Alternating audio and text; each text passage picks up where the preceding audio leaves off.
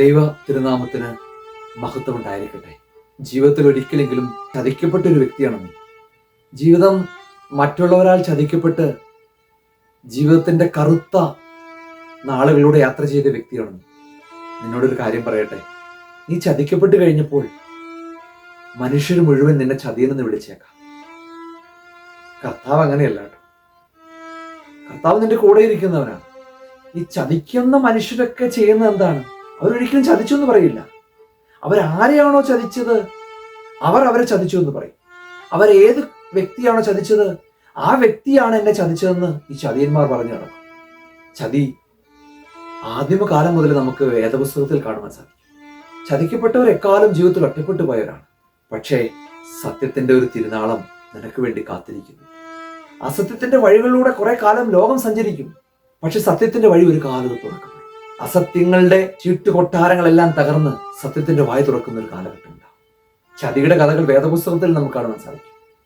ചതിക്കപ്പെട്ട് ഒറ്റുകൊടുത്ത് ക്രൂശിലേക്ക് പ്രയാണം ചെയ്തൊരു വ്യക്തിയാണ് കർത്താവ്. പക്ഷെ ചതിച്ചവരോടൊന്നും പകവച്ചില്ല. അവർക്ക് വേണ്ടി പ്രാർത്ഥിക്കുകയായിരുന്നു.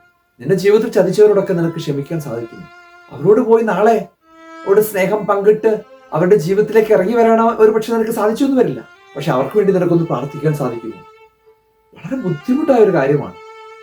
ജീവിതം നശിപ്പിച്ചു കളഞ്ഞവർ, കടലാസ് കീറുന്നത് പോലെ ചതിക്കപ്പെട്ട് ജീവിതം നശിപ്പിച്ചു കളഞ്ഞവരോടൊക്കെ പൊറുക്കുവാനായിട്ട് സാധിക്കുന്നുവെങ്കിൽ ക്രിസ്തു നമ്മളോട് പൊറുക്കും. നമ്മുടെ കൂടെ ഇരിക്കുമോ? സ്നേഹിച്ച് താലോലിച്ച് ലാളിച്ച് നമ്മൾ കൊണ്ടു നടന്ന ചില ബന്ധങ്ങൾ നമ്മളെ ചതിച്ചിട്ട് പോകുന്ന കാഴ്ച വേദനാജനകമാണ്.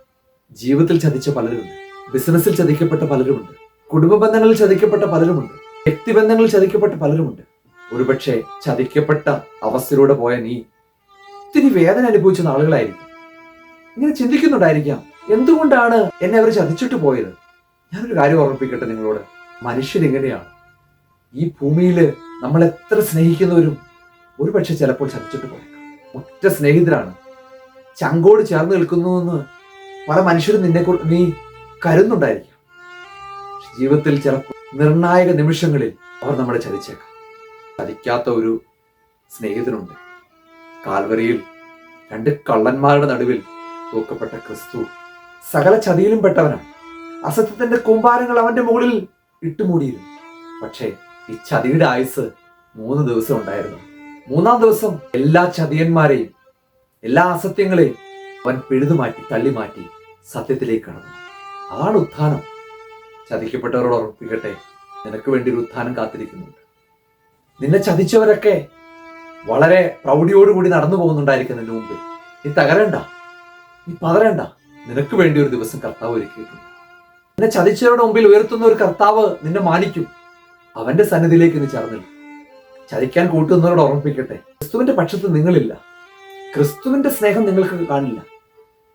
ക്രിസ്തു ചതിക്കപ്പെട്ടവരോടൊപ്പമാണ്. ഒരുപക്ഷെ ചതിച്ചവരൊക്കെ വളർന്നു വന്നേക്കാം. ദുഷ്ടൻ പന പോലും വളരുമെന്നാണ് പറയുന്നത്. എന്നാൽ ഇതേ വേദപുസ്തകം പറയുകയാണ്, നീതിമാൻ ലെബനോനിലെ കാരകൾ പോലെ വളർന്നു വലുതാവും. അവൻ ലെബനോനിലെ പന പോലെ വളരുമെന്ന്. എന്താണ് ആ പനയ്ക്ക് പ്രത്യേകത? അത് ശക്തിയുള്ളതാണ്. മരുഭൂമിയുടെ കാറ്റിലും കോളിലും ഇട്ട് തകരാത്തതാണ്. തടികൾ വാങ്ങിക്കുന്ന ഒരു ചന്തയിൽ ചെന്നിട്ട് നല്ലൊരു തടിക്കച്ചവടക്കാരൻ നിൽക്കുക. ഓരോ ലോഡുകൾ ഇങ്ങനെ വന്നുകൊണ്ടിരിക്കുക.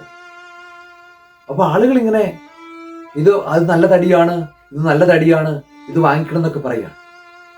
ബുദ്ധിമാനായി തടിക്കച്ചവടക്കാരൻ അത് വാങ്ങിക്കുന്നില്ല.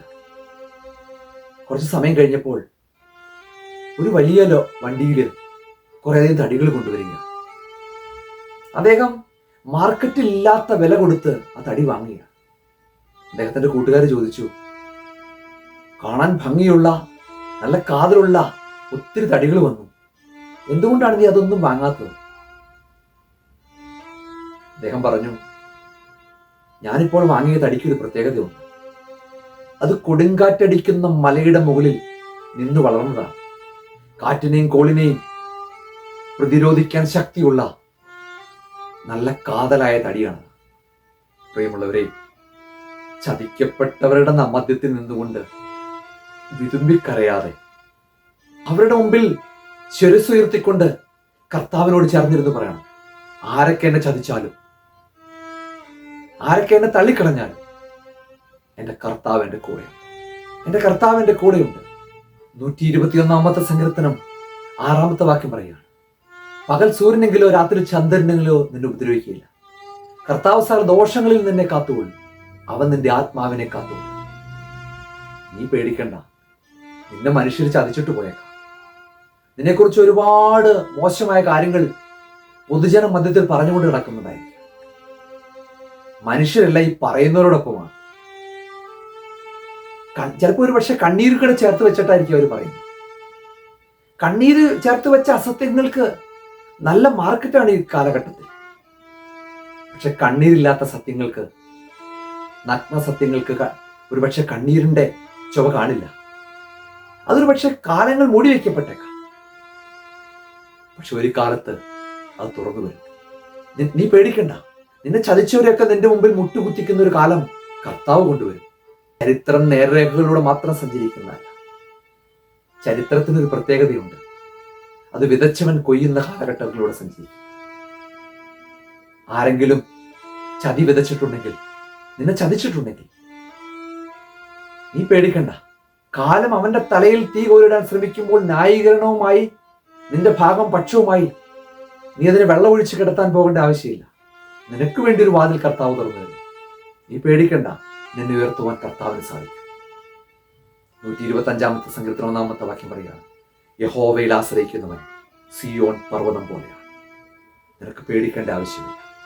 നീ തകരുകയില്ല. ആരൊക്കെ നിന്നെ ചതിച്ചാലും കർത്താവ് നിന്റെ കൂടെയുണ്ട്. നീ ദൈവസന്നിധിയിലേക്ക് ചേർന്ന് നിൽക്കാം. ദൈവം നിന്നെ അനുഗ്രഹിക്കും. നിന്നെ കൈപിടിച്ചടക്കും. നിനക്കൊന്നിനൊരു കുറവുണ്ടാവുകയില്ല. നിന്റെ ജീവിതത്തിൽ ഉയർച്ചകൾക്ക് മേൽ ഉയർച്ചകൾ ഉണ്ടാകും. നിന്നെ ചതിച്ചവർ നിന്റെ മുമ്പിൽ ലജ്ജിക്കേണ്ടി വരും. നീ പേടിക്കേണ്ട ആവശ്യമില്ല. നിന്നെ ചതിച്ചവരുടെ മുമ്പിൽ കർത്താവ് നിന്നെ എടുത്തുയരും. നീ ചിന്തിക്കുന്നതിനപ്പുറത്ത് ദൈവം നിനക്ക് വേണ്ടി പദ്ധതികൾ വരും. ദൈവം നിന്നെ കൈപിടിച്ചു കയറ്റും. ഏത് വിഷയത്തെ പ്രതി വേദനിക്കുന്നുവോ ആ വേദനിക്കുന്ന പ്രശ്നങ്ങളുടെ മേൽ കർത്താവ് ഇടപെടും. നിന്റെ മേൽ കർത്താവ് കൂടെയുണ്ട്. യേശു നിന്നെ അനുഗ്രഹിക്കും. യേശുവെ എന്ന് വിളിച്ച് നിനക്ക് പ്രാർത്ഥിക്കാൻ സാധിക്കും. നീ ഒരു പക്ഷേ ക്രിസ്ത്യാനി ആയിരിക്കില്ല. നീ മറ്റു മതസ്ഥനായിരിക്കാം. നീ ചതിക്കപ്പെട്ടവനാണെങ്കിൽ ഒരു വാക്ക് യേശുവിനോട് പറയണം, കർത്താവേ, മനുഷ്യരെ ചതിക്കപ്പെട്ട വ്യക്തിയാണ് ഞാൻ. നീ എൻ്റെ കൂടെ ഇരിക്കണം. നിന്റെ പ്രാർത്ഥന ദൈവം കേൾക്കും. യേശു നിനക്ക് സൗഖ്യം നൽകും. യേശു നിന്നെ ഉയർത്തും. യേശുവിലേക്ക് ചേർന്ന് നിൽക്കാം. യേശു നിന്നെ അനുഗ്രഹിക്കട്ടെ. ആമേൻ.